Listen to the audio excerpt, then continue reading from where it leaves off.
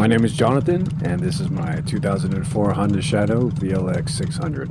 I started riding back when I was 20. And the year was 2005, and my first motorcycle was a 1999 Yamaha R6, that infamous Yamaha Blue. The original reason I was looking to start riding was because I was going to San Jose State, and parking over there was, and I'm sure still is, ridiculous. If you had a motorcycle, you could park for free, like around the campus. There was designated parking spots. So yeah, that was incentive enough for me to learn how to ride and to pick up a bike. Eventually, I graduated from San Jose State, and life happened, and riding just kind of fell by the wayside, so I sold the bike.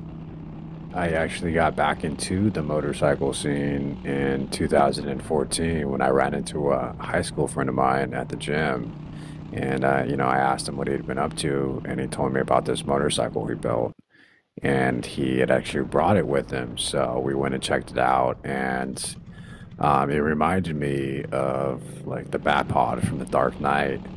And it was really cool looking bike, and he told me that it was a Honda Shadow and showed me what the original bike looked like, and it was amazing how he was able to transform the bike. And he said it was actually really easy, and that if I was down, he would help me build my own bike. And so that's how I got introduced into like bobbers and lane split. A few weeks later, I picked up my own Shadow, and the reason why I went with the Honda Shadow was because it was the bike that everyone was using. Yet somehow, all of the bikes looked completely different. So I knew that I would have free reign to do with what I wanted, as far as, making the bike look ridiculous if I wanted to, which I did.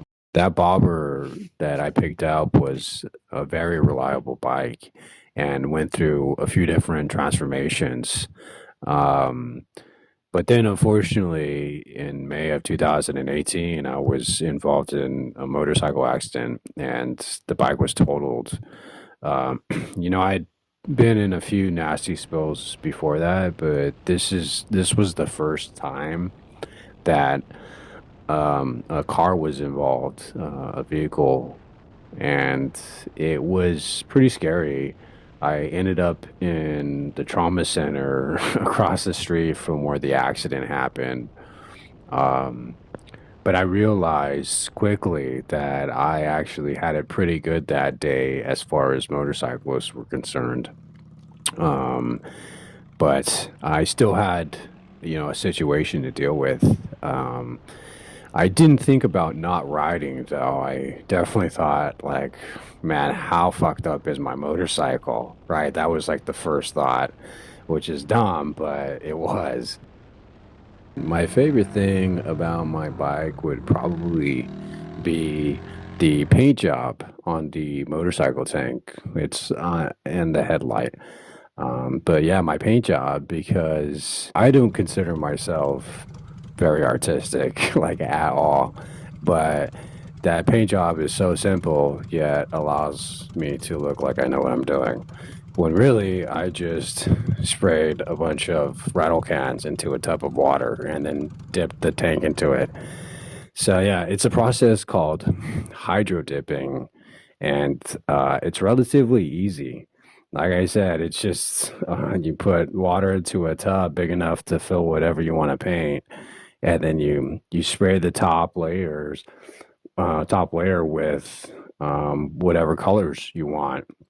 You put down a nice base coat and then dip the object into it very steadily and pull it back up. And it's pretty easy to do, but it looks so mesmerizing, at least in my opinion. We interrupt your regularly scheduled lane split broadcast to bring you a special report news thing. Special thing. Something special for you. Canadips, baby. CBD lip dip. You pop a dip in your lip. Go to the moon. It's a great tasting, superior alternative to traditional dip, using CBD in a way that is radical, enjoyable, and effective. All flavored, no tobacco. No nicotine pouches that are spit-free. Comes in 5 core flavors: wintergreen, mint, citrus, mango, American spice. Crafted and manufactured in Humboldt County, California, the heart of the cannabis industry. Why does this matter to you? Traditional dip is just fucking gross, dude. It's addictive and messy. It's also 100 fucking years old. There's other things that just aren't good enough for guys to date. What the fuck did I just say? Canadip CBD, it's the new evolution of dip. That's what I meant. Allowing guys to enjoy, and girls really, to enjoy great long tasting taste without the downsides. 100% American grown hemp combined with water dispersible technology so it absorbs rapidly. We have developed a way to deliver CBD through the mouth so you can actually enjoy it. We use coconut fiber and all other natural ingredients in our formulation. No synthetic flavorings or other bullcrap. Where can you get it? CanadipsCBD.com. CanadipsCBD.com. It's open 24/7. Promo code Lnspltblvd at checkout. 20% off.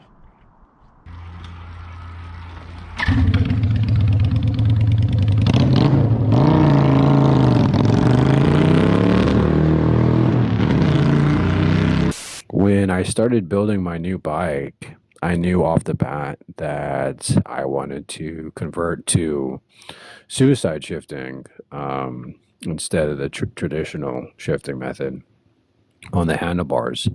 And it wasn't hard. It was awkward at first. My daily driver is manual transmission, so kind of the mechanics I was used to, it's a little bit different when you rely on putting both feet down most of the time. I would definitely recommend it to people who want to feel really badass when they ride a motorcycle.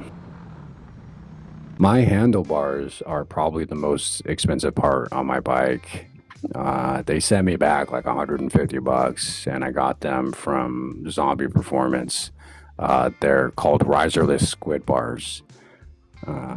I did narrow them a little bit, just chopped a few inches off the side, but I think they look pretty mean.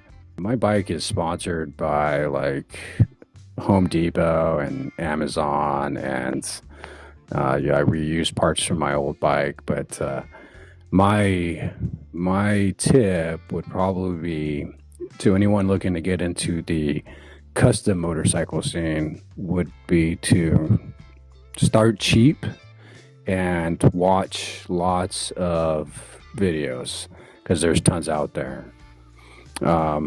If I were to give an estimate on how much my bike cost me to build, I would probably say, including the $1,900 for the stock bike, which, to be honest, is expensive. You can find them cheaper. I would say it probably cost me like $3,200 to build my bike. My favorite thing about riding would have to be how it makes me feel, which I know is obvious, but what I mean is there's not really anything else that I've experienced that is the same as riding.